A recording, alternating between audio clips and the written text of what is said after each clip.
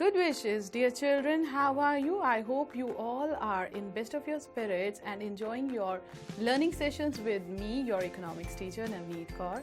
Dear learners, I am back with another exciting educational session for you. Globalization and Indian economy. This is the fourth chapter of your economics textbook for grade 10.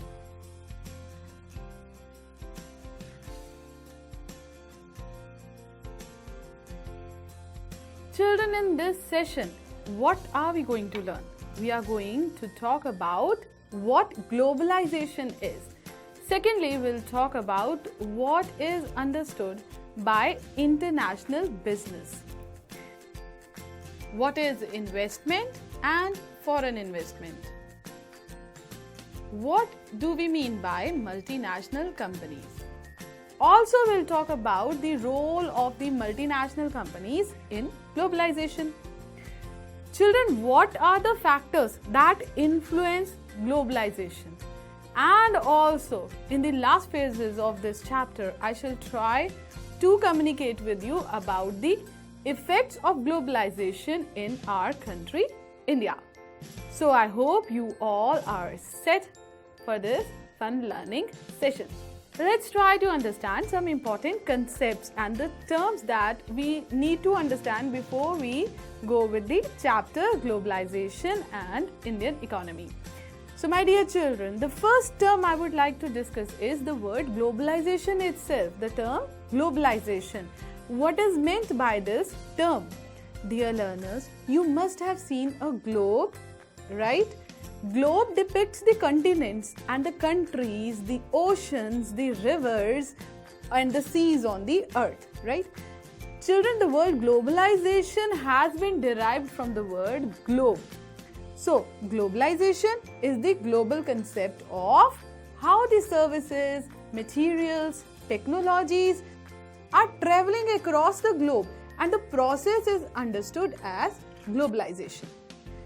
Globalization is the process of interaction and integration among the people, companies and governments of different nations.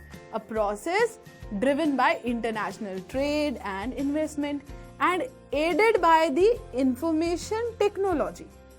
This process has effects on the environment or culture, on political systems, on economic development and prosperity, and on human physical well-being in the societies around the world. Now, economics is a social science concerned with the production, distribution and consumption of goods and services. It studies how the individuals, businesses, governments and nations make choices about how to allocate the resources. Today we are going to talk about Indian economy. So we shall also talk about the impact of globalization on Indian economy. So my dear children, since these important terms are pretty clear to us now, let's move ahead in the chapter to understand them in a deeper sense.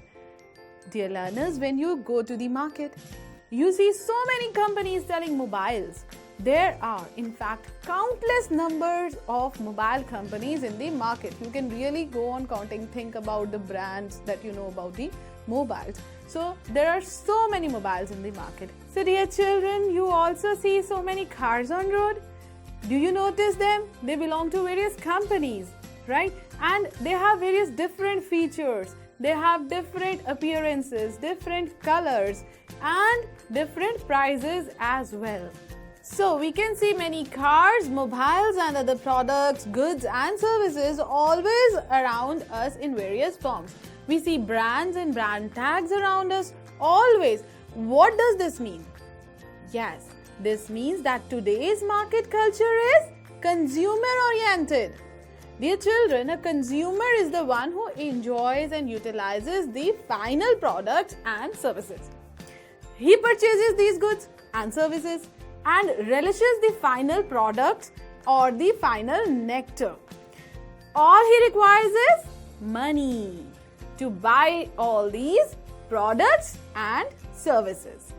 He can buy any product of any brand, of any model according to his budget and his necessity. He can purchase his comfort and the latest trends and the fashions with his money.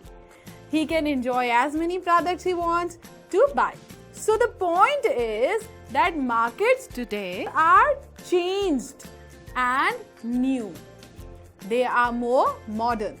If we talk of the latest trends in the markets, we can observe changes in the previous markets and today's markets very clearly. Earlier, there were not much varieties in the products available in the markets. But today, there are lots of varieties in colors and features, sizes and differences in price ranges, etc. available in the products one wishes to buy. These varieties are available on large scale today. And what's the main cause of all this? Why is there so much difference between the previous markets and the present markets? The reason is the production across the countries. Earlier, the producers had not so much sources. Now, what do you understand by production across the countries? This means that production which is done within the boundaries of one country only. Not like today, international boundaries business is taking place. Until the middle of the 20th century, production was largely organized within the countries. Colonies such as India exported raw material and foodstuff and imported finished goods. Trade was the main channel connecting distant countries. This was before the large companies called multinational corporations emerged on the scene. A multinational company is a company that owns or controls production in more than one nation. MNCs set up offices and factories for production in regions where they can get cheap labor and other resources.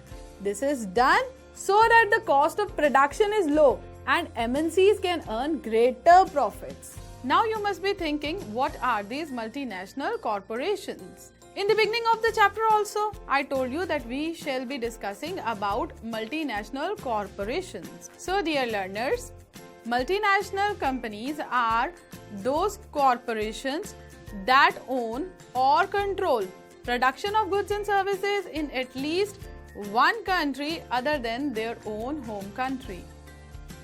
Now what does this mean? Initially we studied only raw material would go out of the country, but no country could set up productions in other countries. Production was allowed only in own country.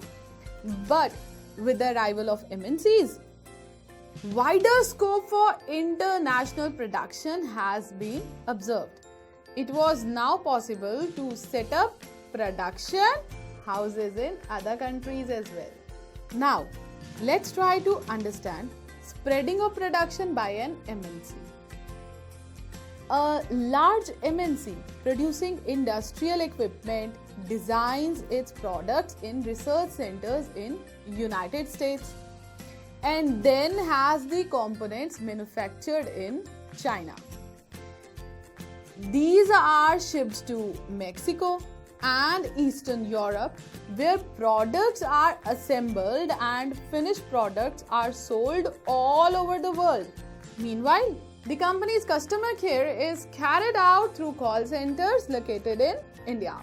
This is a call center in Bangalore, equipped with telecom facilities and access to internet to provide information and support to the customers abroad. In this example, MNC is not only selling its finished products globally, but more important, the goods and the services are produced globally. As a result, production is organized in increasingly complex ways. The production process is divided into small parts and spread across the globe. In the above example, China provides the advantage of being a cheap manufacturing location. Mexico and Eastern Europe are useful for their closeness to the markets of US, that is United States, and Europe. India has highly skilled engineers who can understand the technical aspects of production. It also has educated English-speaking youth who can provide the customer care services. And all this probably can mean 50 to 60% cost savings for the MNC. The advantage of spreading out production across the borders to the multinationals can be truly immense. Now let's talk about the multinational companies. What do? They do investments. Now let's talk about investments. What are these investments? It refers to the expenditure incurred by the producers on the purchase of capital goods such as machinery and plants, etc. In general, MNCs or multinational companies set up a production where it is close to the markets, where there is skilled and unskilled labor available at low cost, and where the availability of other factors of production is assured. In addition, MNCs might look for government policies that look after their interests.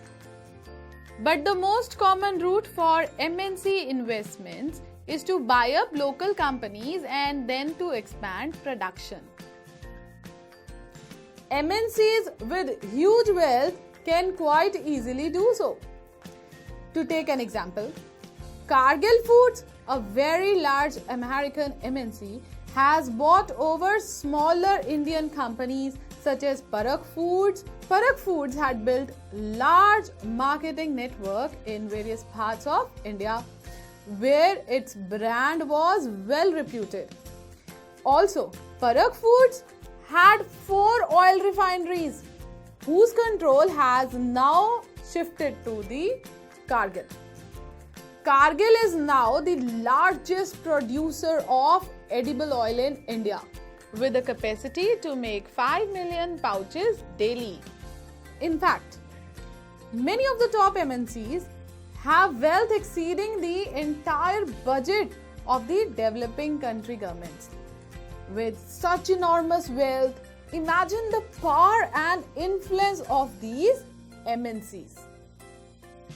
At times, multinational companies set up production jointly with some of the local companies of these countries. The benefits of the local company of such joint production is twofold. First, MNCs can provide money for additional investments like buying new machines for latest production. And second, MNCs might bring them with the latest technology for production. Having assured themselves of these conditions, MNCs set up factories and offices for production. The money that is spent to buy assets such as land, buildings, machines, and other equipment is called investment. And the investment made by a multinational company is called foreign investment. I hope you understand. Let me repeat, the investments made by MNCs is called foreign investment. Any investment is made with the hope that these assets will earn profits. There is another way in which MNCs control production. Large MNCs in developed countries place orders for production with small producers. Garments, footwear, sport items are some examples of industries where production is carried by a large number of small producers around the world. The products are supplied to the MNCs, which then sell these under their own brand name to the customers.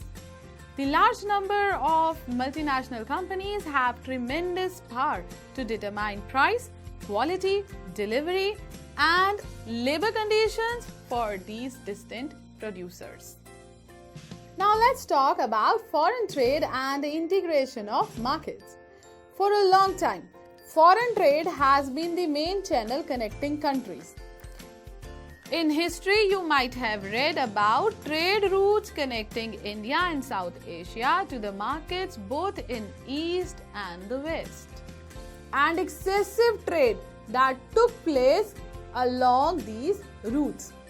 Also, you would remember that it was trading interests which attracted various trading companies such as East India Company to India. What then is the basic function of foreign trade? For a long time, foreign trade has been the main channel of connecting the countries.